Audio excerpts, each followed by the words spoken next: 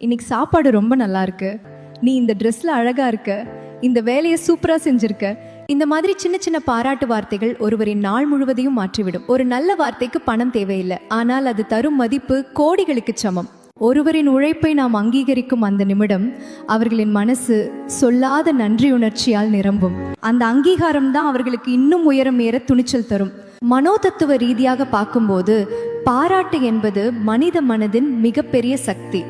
அது நம்பிக்கையை உருவாக்கும், அது தன்னம்பிக்கையை வளர்க்கும், அது உறவுகளை ஆழப்படுத்தும். வார்த்தை என்பது வெறும் ஒலி அல்ல, அது ஒரு ஆற்றல். அது காயப்படுத்தவும் முடியும், அதே வார்த்தை குணப்படுத்தவும் முடியும். அதனால் பேசும் முன் ஒரு நிமிடம் யோசிப்போம். நம் வாயிலிருந்து வரும் சொல் ஒருவரை உயர்த்த போகிறதா அல்லது வீழ்த்த போகிறதா? நாவடக்கம் என்பது வெறும் ஒழுக்கம் அல்ல, அது நம்முடைய உள்ளத்தின் தரத்தை காட்டும் கண்ணாடி. அது சக மனிதர்களுக்கு நாம் தரும் அதிகபட்ச மரியாதை. இன்று ஒரு நல்ல வார்த்தையை யாருக்காவது சொல்லுங்கள். அது அவர்களின் நாளை மட்டும் இல்லை, உங்களுடைய மனிதத்துவத்தையும் உயர்த்தும்.